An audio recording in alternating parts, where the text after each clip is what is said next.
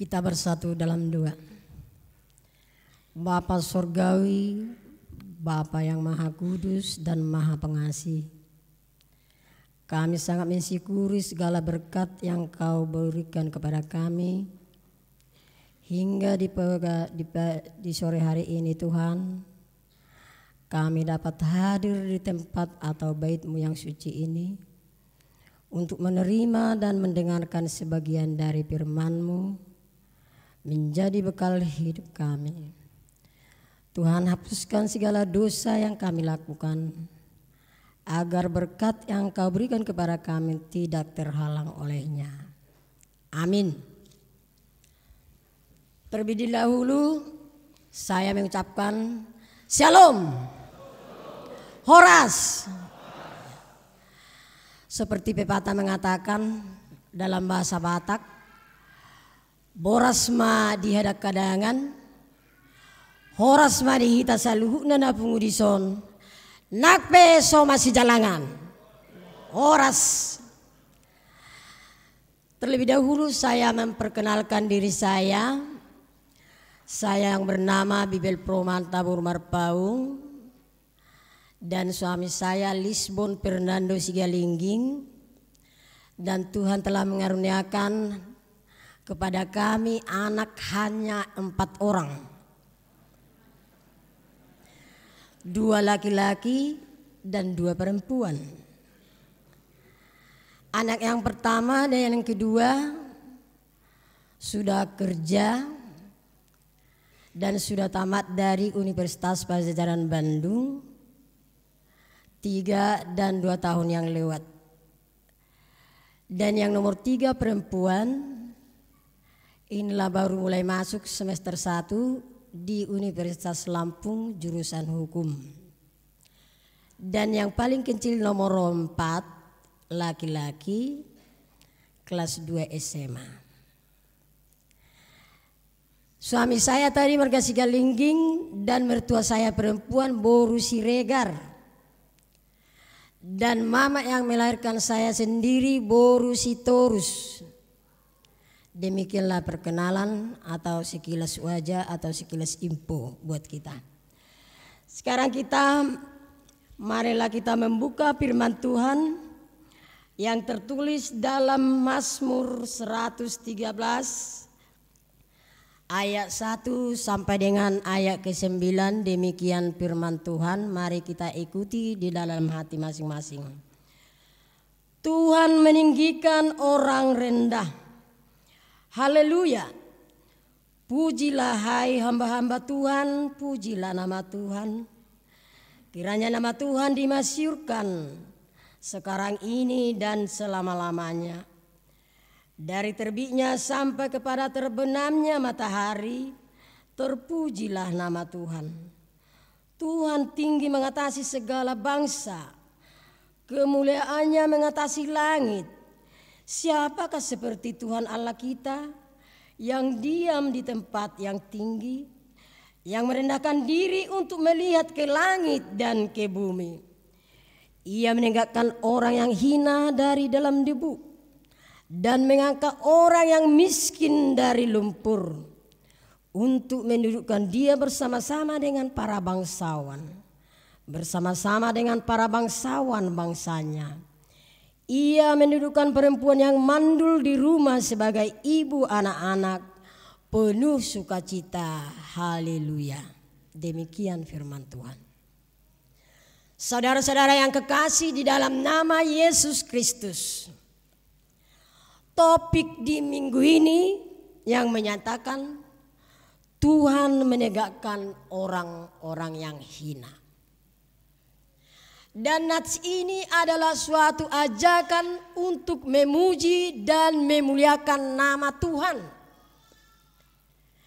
Nats ini adalah suatu ajakan dari para pemazmur, terutama Raja David, untuk mengajak kita memuji Tuhan. Karena apa?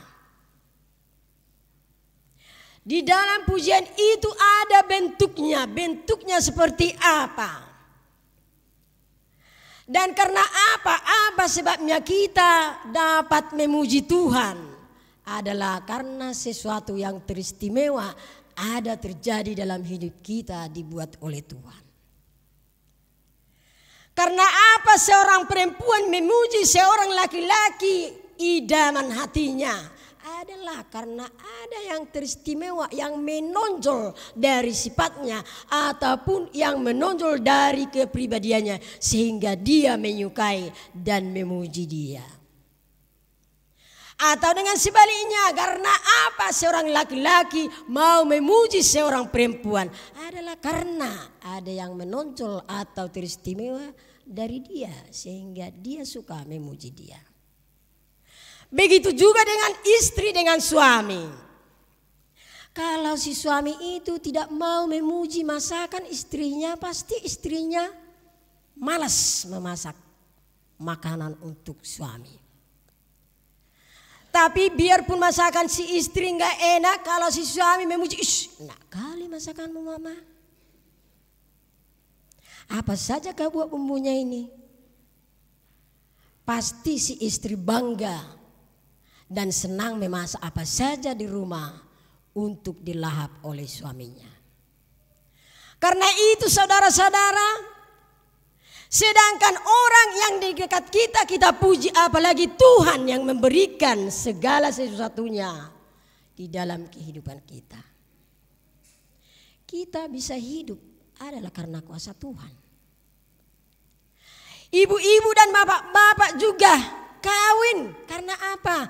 Karena kuasa Tuhan mempersatukan kasih sayang dan cinta sejati oleh suami istri. Begitu juga dengan orang tua dan anaknya. Karena apa? Seorang anak memuji orang tuanya. Karena ada yang paling unggul yang dilihat dari orang tuanya dibanding dengan orang tua yang lain. Karena itu saudara-saudara, pemazmur mengajak kita untuk memuji Tuhan. Mengangkat pujian untuk memuliakan nama Tuhan. Karena apa kita memuji Tuhan? Kita bisa hidup, bisa datang ke bait suci Tuhan adalah karena kasih dan kuasa Tuhan. Bukan karena kepintaran atau kekuatan. Bukan karena kita sudah minum susu tadi datang ke sini sehingga kita kuat. Sudah makan atau sudah makan daging yang enak, bau yang enak, bukan karena itu. Tapi Tuhan membawa kita dengan tangannya ke bait sucinya itu untuk memuliakan namanya. Saudara-saudara yang kekasih, ajakan dan arahan ini untuk memuji Tuhan. Dalam bentuk apa? Pujian itu ada dengan bentuk doa. Dan kedua, pujian itu ada dengan bentuk nyanyian atau pujian. Pujian itu ada berupa materi atau perbuatan seseorang. Karena dia mengaku dalam hidupnya, Tuhanlah yang berkuasa memberikan melimpah berkat. Sehingga dia bisa hidup dan bisa menyekolahkan anak-anaknya. Saudara yang seiman, ada 3 gambaran hidup dari firman Tuhan di sore hari ini. Yaitu ajakan dan arahan para pemazmur buat kita. Dan kedua, kenapa kita diarahkan? Karena Tuhan itu adalah dari sekarang sampai selama-lamanya tidak akan berubah. Dan tidak pernah Allah itu pasif untuk melihat ciptaannya, tapi dia selalu aktif melihat segala ciptaannya. Bukan seperti manusia pasif dan ada yang aktif. Karena apa? Karena dia tidak tahu apa yang ia miliki adalah karena kepintaranku dan kekuatanku. Karena itu saudara-saudara, di dalam memuji Tuhan itu harus dengan hati yang ikhlas. Kenapa dikatakan dengan hati yang ikhlas? Terkadang kita datang ke gereja ini bukan dengan hati yang ikhlas. Ada juga dengan memamerkan segala yang diberikan Tuhan kepada dia biar dilihat orang. Ada juga memamerkan ketampilannya. Datang dia ke gereja bukan dengan hati yang ikhlas. Tapi ada juga yang tulus dan ikhlas karena dia mengetahui dan mengalami betapa besarnya berkat Tuhan yang kuterima dalam 1 minggu ini. Atau seorang ibu yang terlentang dalam tidurnya karena jatuh sakit, tapi sekarang dia sudah bisa ke bait suci Allah. Sehingga timbul dalam benaknya, saya akan pergi ke gereja untuk memuji Tuhan. Karena itu saudara-saudara, yang saya lihat di dalam minggu sore ini, kebanyakan para muda-mudi, mungkin anak-anak kami mahasiswa, sekarang telah kita lihat. Makanya dalam nats ini Allah itu mengangkat orang-orang, menegakkan hukum kepada orang-orang yang hina. Jangan takut para anak-anak kami. Asal ada kemauan, banyak bantuan untuk orang-orang pintar dari pemerintah. Kalaupun orang tua kita tidak sanggup menyekolahkan kita, kalau IQ atau haskat kita ada tinggi untuk memacu cita-cita kita, mari bangkit. Jangan kalah semangat. Karena orang tua banyak yang mengatakan, "Una pola sekolah wina. Hai tunggu tu anak ni hala anu. Berung se botom mudo da bahita songo dia sita habis sudah hita. Habis una dong. Buah ma baino ku sekolah ko juara pe hono ai sekolah. Ma baino ko menurut sekolah ba. So tungan non ponggol di tengah dela sekolah minna. Jangan bilang seperti itu kepada anakmu.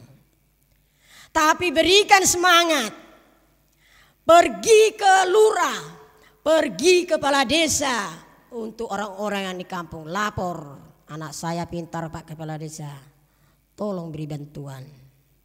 Tolong buka jalan untuk dia. Kalau dia nanti gak sekolah pasti stres. Anak saya saja nanti stres. Saya lagi paling stres. Bagaimana itu Pak Kepala Desa?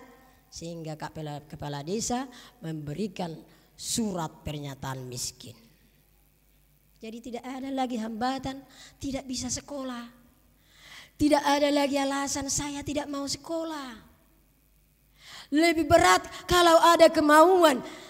Tidak ada kemauan tapi banyak orang tuanya. Tapi enggak ada kemauan anaknya sekolah. Lebih sakit dalam hati orang tua. Umacit do di hilalan da tua-tuai. Dan adong di bana sinamut. Adong hepengna. Alay dan ngolo geleng nga sekolah. Mengisak narkoba di bana. Buha macit na. Umacit soni. Iseap. Hati-hati. Kalau uangnya tidak ada pasti orang tuanya akan disiksa. Minta uang mak untuk apa? Untuk beli itu sabu-sabu. Biar dia memuaskan segala kehendak badannya ini. Karena itu saudara-saudara, pilihlah yang terutama dari yang utama. Pilihlah yang terbaik dari yang baik. Banyak yang baik dari perkembangan zaman, tapi pilih yang terbaik. Banyak sekarang muda-mudi datang ke gereja, dari sejak duduk sampai keluar dia main HP aja terus, game. Jadi untuk apa dia datang? Lebih bagus saja tidur di rumah, sama aja nggak mau apa, kan? Tahu mamuru merselimut di jauh. Dari beda rotu so nalai holan happy naon geser-geser. Yosos tu gijang, yosos tu turut ini. Holanoni pausos-osos. Tapi tidak ada maknanya. Kalau kita lihat sekarang ibu-ibu rumah tangga juga banyak yang rusak mentalnya. Karena apa? Bangun tidur dia sudah menyapa. Bukan menyapa suaminya atau anaknya. Menyentuh ini handphone. Gimana kau TikTok? Gimana kau Facebook? Apakah kau sudah mengkomen ke TikTok saya? Sehingga dia tidak sempat lagi untuk memasak nasi buat anak-anaknya dan buat suaminya untuk bekerja. Sehingga suaminya selalu makan di luar. Dumangan di luar suaminya, ya kuna lupa, ya nama rugo nama dong selingkuhan di luar ini, HP ini susah di mana mangan lupa, alani nama ngosos tapi unak kiningan. Kalau dungo mana ngumartangnya, ngumartangnya ngayosos, ngajut lukion, nabut ini. Anak-anaknya pun tidak bisa makan karena nasi atau sarapan pagi tidak bisa tersedia. Bukan cuma anak-anak yang salah. Anak-anak kita pun yang sudah ada gadis membiarkan pekerjaannya, tidak mau lagi mencuci piring, tidak mau lagi menyapu rumah, dan tidak mau lagi mencuci kain. Sehingga mamanya sendiri yang mencuci. Dari sejak kecil dia sampai dewasa, mamanya yang terus bekerja. Apakah itu kasih sayang kepada orang tua? Apakah itu menghormati seorang orang tua seperti hukum Taurat yang kelima? Bukan. Terlebih-lebih kepada anak-anak kami yang mahasiswa. Ingat orang tuamu bagaimana di kampung. Mungkin mereka ada yang gaji-gajian ke ladang orang. Ada yang pemulung. Ada yang menarik beca. Bermacam-macam ragam pekerjaan orang tua. Ingat itu. Jangan ikuti anak-anak orang kaya. Jangan beli HP yang mahal-mahal, yang mewah-mewah. Apa yang bisa diberikan orang tuamu, hasabab pun. Jangan sok kaya. Banyak begitu anak-anak yang merantau. Dung marato mana sega mentalla. Tiki jolo ni omak ne mana. Agi purjuine du dari anakku tiki jolo ku basa dung mangarato gali meu pangalahonio ninna. Lani aha tergilas oleh zaman. Makanya Raja Salomo meminta kepada Tuhan, apa yang kau minta Raja Salomo dari saya, kata Tuhan. Apa yang diminta Raja Salomo? Berikanlah kepadaku Tuhan kebijakan. Hanya itukah Raja Salomo? Iya, itu aja Tuhan. Untuk apa Raja Salomo meminta hanya kebijakan? Kenapa dia tidak meminta kekayaan, harta yang banyak? Tuhan, berikanlah kepadaku, mumpung kau mau bertanya sama aku. Kenapa bukan begitu jawaban Raja Salomo? Tapi dia menjawab, berikanlah kepadaku Tuhan kebijakan. Untuk apa kebijakan itu diminta Raja Salomo? Supaya saya tahu memisah mana yang baik dan mana yang tidak baik. Makanya perempuan yang dua itu yang melahirkan anaknya, yang satu perempuan anaknya mati karena tertindih oleh dia waktu tidur, dan yang satu lagi anaknya hidup. Sehingga ibu yang anaknya mati merampas anak yang hidup.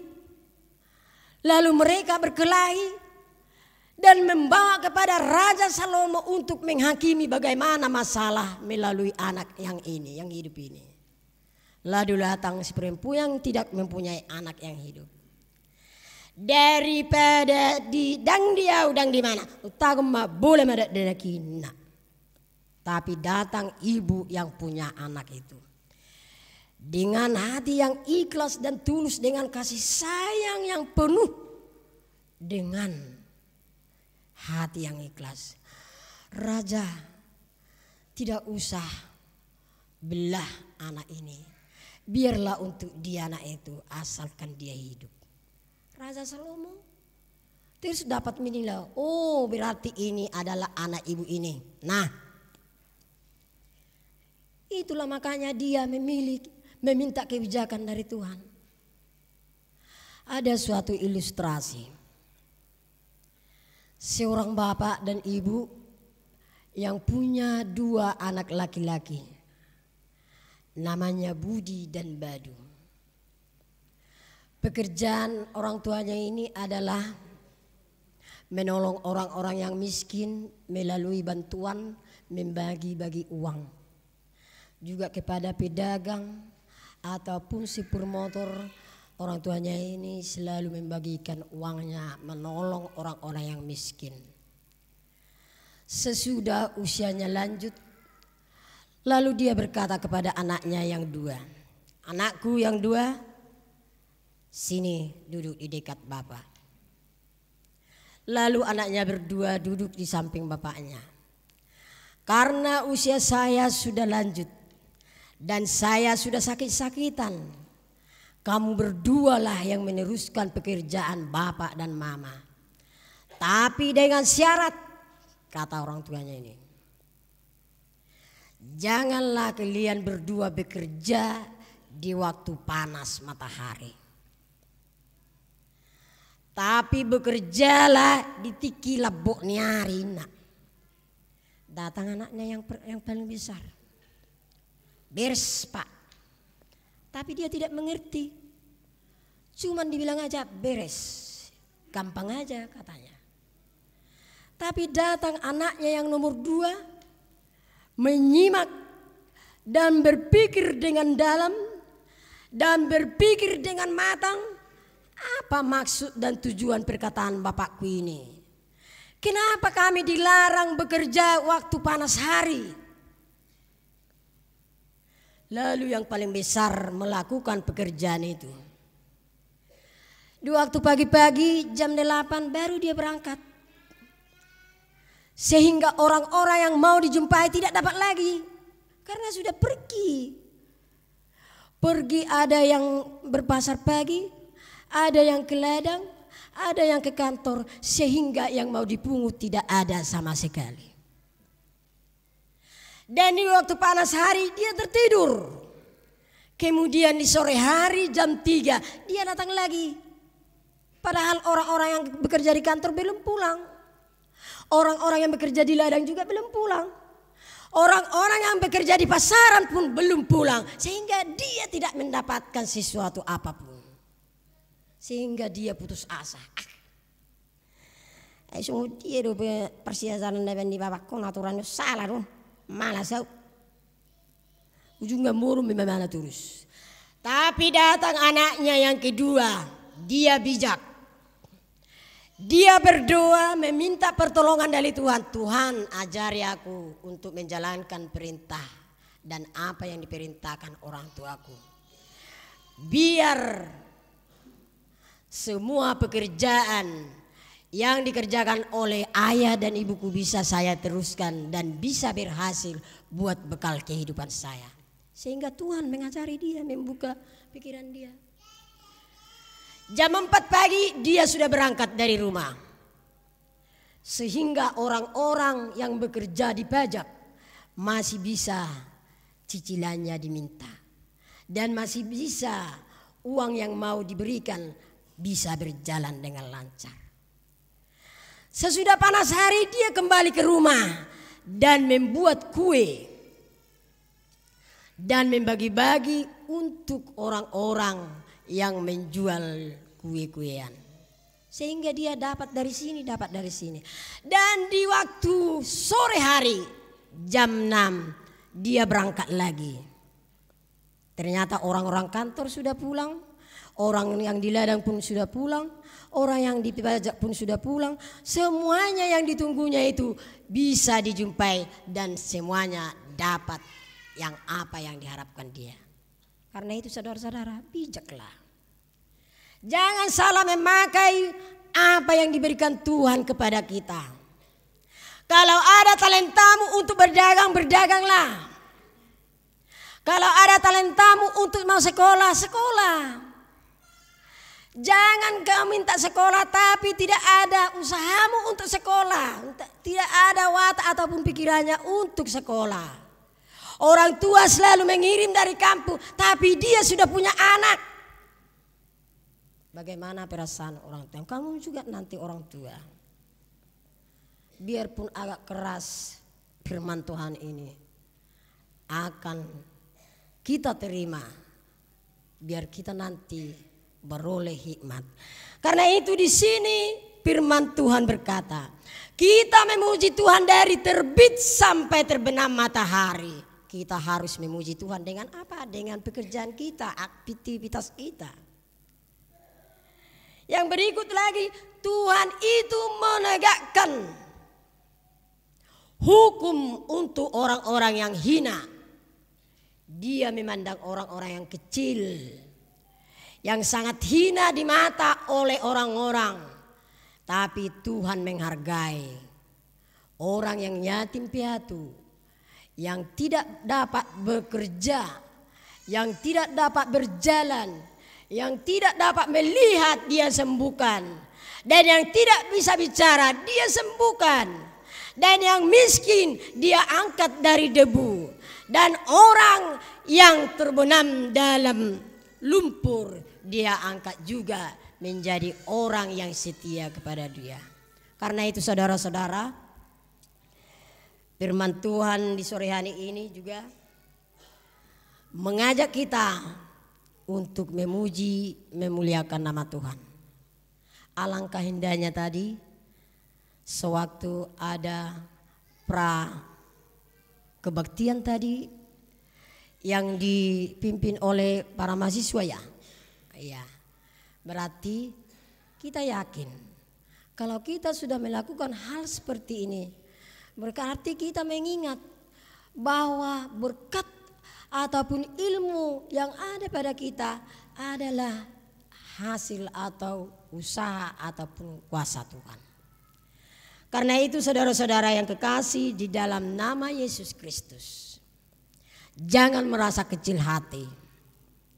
Biarpun hanya pekerjaanmu seorang pemulung, itu yang paling berharga di depan Tuhan. Jangan tertunda waktumu untuk menemui Tuhan bergereja. Karena tidak ada pakaianmu yang cantik ataupun sepatumu yang mahal. Jangan, bukan itu yang dilihat Tuhan, tapi hati yang ikhlas. Muluna jului sudah doa kainan apa sumber minggu. Ala wah ai kumar kabaya.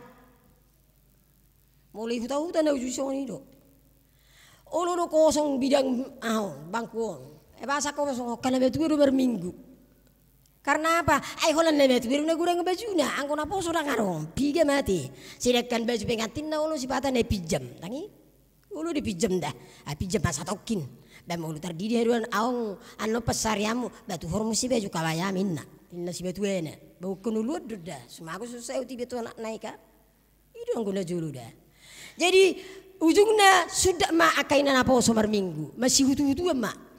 Maka dongan naro perbedaan. Tapi kita sangat mengucap syukur kepada Tuhan. Karena kemajuan zaman yang diberikan Tuhan kepada kita, mari kita banggakan, mari kita syukuri. Alani monja sunari begak-begak, doh baju obra sunari, hola tapili tatu hori, ta cuci ias tarinso, tabai musengani beklini molo songon na marsalau nasa gabi saksak, tabai musengani multun asa songon na harum, beh. Begagi dangalani argani pakaian diberi Tuhan, bukan karena penampilan yang indah-indah atau yang mewah-mewah Tuhan minta dari kita, tapi hati yang ikhlas. Banyak orang yang datang ke gereja memakai baju yang seragam, sepatu yang seragam, tas yang seragam, dengan pakai segala-galanya yang ia miliki. Tapi persembahannya hanya 10.000. Bagaimana Tuhan melihat itu? Inna Tuhan ini marah meri. Pakaianmu 10 juta, durung-durungmu 10.000. Bereng. Kekubapi deh. Tuhalak napugusan. Tapi perempuan yang miskin hanya sedikit gandum dan sedikit minyak dia berikan kepada Tuhan, sehingga dia beroleh sukacita. Karena itu saudara-saudara, jangan takut, datanglah kepada Tuhan, Tuhan akan menolong. Jangan takut para mahasiswa-mahasiswi. Biarpun orang tua di kampung miskin, tidak dapat menyelesaikan kau. Tuhan itu adil. Dia pasti membuka pintu orang-orang kaya untuk membantumu sehingga kau dapat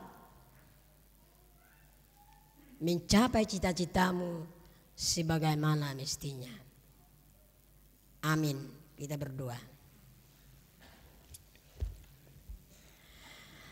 Kembali kami mengucap syukur kepadamu Tuhan, buat berkat yang kau berikan kepada kami hingga di sore hari ini Tuhan. Firman-Mu telah kami nikmati dan itulah menjadi pelita bagi hidup kami dan tongkat bagi jalan kami Tuhan. Tuhan berkati anggota jemaat-Mu yang baru masuk di HKBP Padang bulan ini. Biarlah mereka itu menjadi berkat di tengah-tengah jemaat-Mu. Begitu juga Tuhan dengan para penatua atau pelayan-pelayan di gereja-Mu ini. Berkati Tuhan dengan berkat yang melimpah. Ajari mereka Tuhan untuk membagikan damai sejahtera melalui firman-Mu. Sebentar lagi Tuhan kami mau pulang dari bait suci-Mu ini. Kami akan pergi ke tempat kami masing-masing. Antar kami Tuhan. Begitu juga Tuhan dengan anak-anak kami yang sekolah, para mahasiswa-mahasiswi yang menggali ilmu dan menuntut cita-citanya. Tolong Tuhan berikan kebijakan buat mereka agar mereka bijak memilih yang terbaik dalam hidupnya agar bisa tercapai cita-citanya Tuhan. Berkati juga orang tuanya Tuhan dimanapun beraktivitas. Berkati Tuhan apa yang dikerjakan sehingga mereka bisa menyekolahkan anak-anak yang kau berikan kepada mereka. Tuhan Yesus, para guru yang mengajar, berikan Tuhan kebijakan agar mereka memakai kebijakan yang kau berikan untuk mengajar anak-anak kami. Kepada dokter atau para medis, berikan Tuhan tangan yang lembut agar orang-orang yang diobati mereka dapat sembuh untuk mengikut Tuhan. Begitu juga Tuhan dengan para penarik becak maupun supir-supir angkot dan juga orang-orang pemulung maupun yang bekerja di mana saja Tuhan. Tolong Tuhan berikan berkat yang melimpah buat mereka agar mereka dapat bersukacita untuk menemui firman Tuhan di bait suci-Mu. Tuhan Yesus, di sore hari ini Engkau yang membimbing hidup kami, persatukan kami dalam tangan pengasihan-Mu. Amin.